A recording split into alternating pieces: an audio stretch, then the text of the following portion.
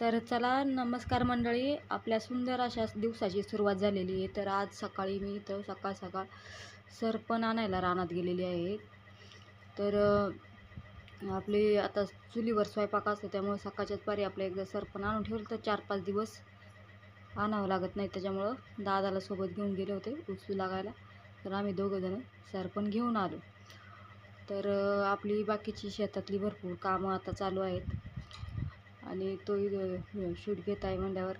आणि एक मोठाली लाकडं एक का नेलं नाही एक वजं भरून, तर एवढी चांगली 7-8 दिवस पुरवतात चुलीला.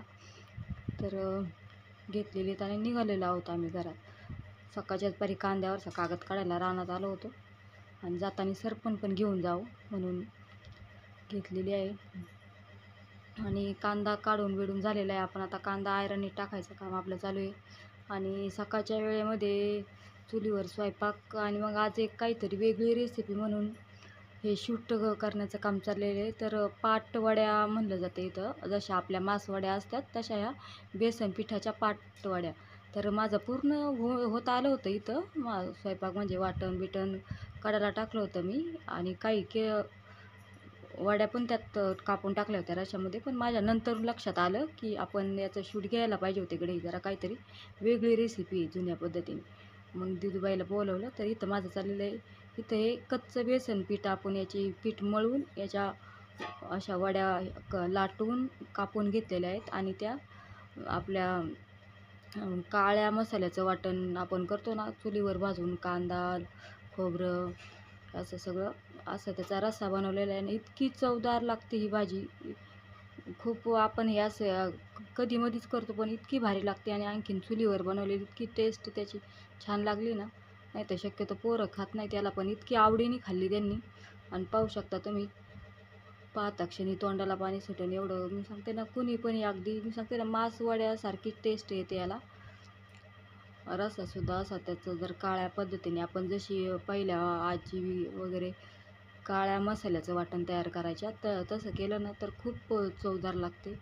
खूप छान झालेली होती. एवढं मोठं पातेलं असं एवढं कालवण आम्हाला लागत नाही शक्यतो, पण ही सुद्धा लवकरच एकदा सगळ्यांची जेवणं झाली तर ही भाजी संपली होती, म्हणजे इतकी चवदार झाली होती. तर चालेल इथं आता सकाळच्या वेळेमध्ये मी बाहेरच चुलीवर स्वयंपाक करत असते. गरम पण होत नाही. आता या उन्हाळ्याच्या दिवसांमध्ये गॅसवर समोर इतकं गरम होतं ना, तरी तर बाहेर मोकळ्या वातावरणात एकदम भारी वाटतं स्वयंपाक करायला, सावली बिवली असते. तर चला झालेली आहे आपली अशी सोप्या पद्धतीने, आणि एकदम सोप्या पद्धतीने, अजिबात तामझाम नाही काय नाही, इतकी पटकन होती आणि खायलासुद्धा तितकी चवदार लागते. अशी आपली पाटवड्याची भाजी तयार आहे. आणि रानातल्या कामांची तर आपली धावपळ चालूच आहे. आणि असं स्वयंपाक चुलीवर करायला याला भारी वाटतं. असं उन्हाळ्याच्या दिवसांमध्ये थोडंसं शांत वातावरण, म्हणजे असं बाहेर गरमीपेक्षा बाहेर बाहेर भारी वाटतं. असं स्वयंपाक चुलीवर चाललेला असतो माझा रोज सकाळचा. संध्याकाळी करत नाही मी, पण सकाळच्या वेळेमध्ये करत असते. तर चला आता आणखीन रानातली कामं बिमं भरपूर आपली चालू आहेत. आणि ही सुद्धा, आणि सकाळच्या पारी इतकं लवकर हे होतं ना, ऊन होतं. आता दिवस मोठा आहे ना, तर सकाळी 8-9 वाजताच खूप ऊन लागायला सुरुवात होती. त्याच्यामुळं थोडंसं उन्हाच्या आधी लवकर थोडंसं आपण स्वयंपाक केला एक 9च्या आतमध्ये, तर भारी बाहेर स्वयंपाक करायला. चुलीवर भाकरीसुद्धा इतके पटकन होतात, भाजीसुद्धा मस्तपैकी चुलीवरच्या आपल्या स्वयंपाकाची चव आपल्याला तशी. आपण जर चुलीवर कंटाळा करतो, आता पावसाळ्यात आपण बाहेर असं पटांगणाला करू शकत नाही, पण असं उन्हाळ्याच्या दिवसांमध्ये तर करू शकतो. तसं स्वयंपाक आमच्याकडे थोडंसं शॉर्टेज आहे, पण आता आहे त्याच्यामुळं चालते. तर इथं आयरनीत कांदा टाकायला सुरुवात केलेली आहे आम्ही.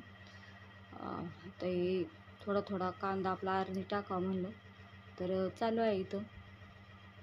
कांदा टाकून घेतोय आम्ही आतमध्ये आयरनीमध्ये. तर घरच्या घरीच जेवढं आपल्याला शक्य होईल तेवढं थोडं आमचं काम चालू आहे टाकायचं.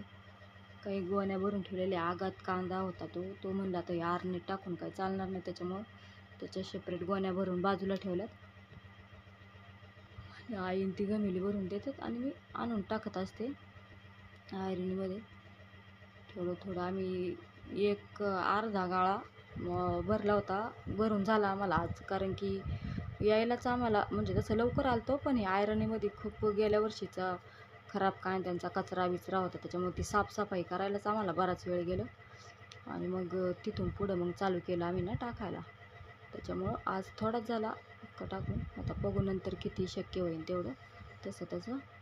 आणि त्यानंतर दादा आला घरी, म्हणला चल मला जायचे पोळा आणि तू माझं शूट काढ शूटिंग. तर मी तर काही गेले नाही, आमच्या साईन तो गेला होता दोघंजण.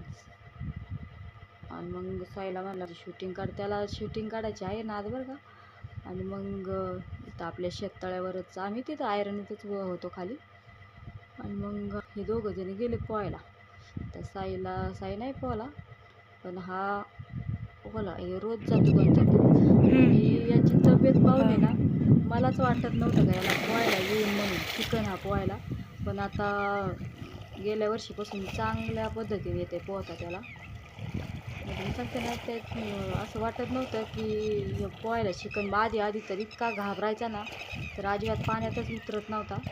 आणि आता चांगल्या पद्धतीने पोहत आहे. पहिला त्याची अशी तब्येत होती, म्हणजे नवीन पोहायला शिकला तेव्हा तब्येत त्याची आता पण आहे, असं काय नाही. पण असं वाटत नव्हती का हा पोहायला शिकन म्हणून. घाबरायचा खूप लय, तब्येत असल्यामुळं असं वाटलं याला पोहताच येणार नाही. पण शिकला तो चांगल्या पद्धतीने पोहतो आता. तर कसं. आणि मग कांदा बिंदा झाकायचं, हे पोरं काढतात शूटिंग आमची. कांद्यावर कागद घालायचा टाइम चाललेलं आहे आमचं. चला बाय बाय.